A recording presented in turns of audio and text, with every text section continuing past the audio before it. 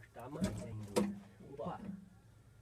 O ganchinho aí, assim, aí. Agora tá onde? Pra cá. Vou estar aqui. Peraí. Vocês aí, vamos ver como é que nós Aí, fazemos. seu Zé aí.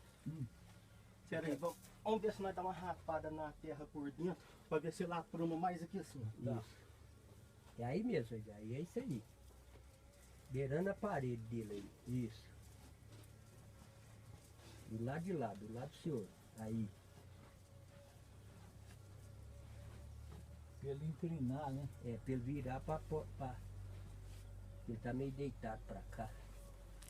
Aí, Pode ser mais, senhor aí. Ele é enorme, né, Leonilson? É, não, ele não era dos grandes lá. Os grandes Não. nós não dava conta. Não dava conta. Ainda tinha maior. Maior. Que é isso? Que é isso? mais, vou dar. Eu acho que dá, viu, seu Zé? Seu Zé, rapa de cá, ó. Isso. Porque nós tem que praticamente empurrar ele. Ele encostar de cá e encostar daí. E agora já tá descendo aqui. Aí, então é isso mesmo.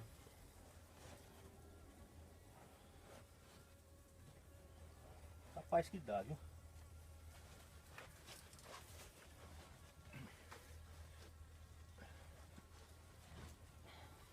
Deixa eu puxar ele um bocadinho, né, pra cá, né? Ou não? Uma torcidinha muito. Muito pouquinho. É. Aí, senhor aí. Só que agora. Prumila aí, ué. Não, ele tá, não tá bom, não. Do lado da caminhonete. Um tiquinho. Se der.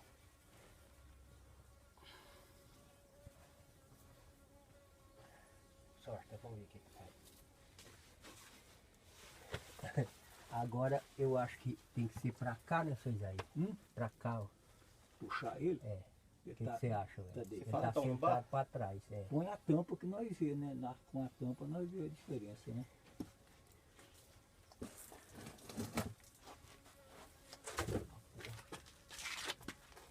Essa porta nós precisava ajeitar uma outra porta depois, não precisava?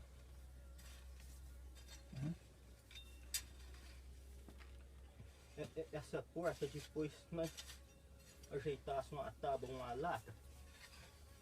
É, porque ela é meia pesada, né, seu Isaí? E a questão é que ela vai cair, né?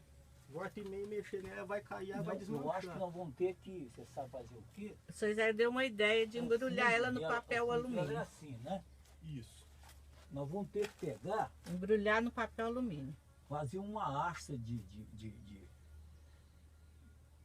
por exemplo, aqui ó, põe a haste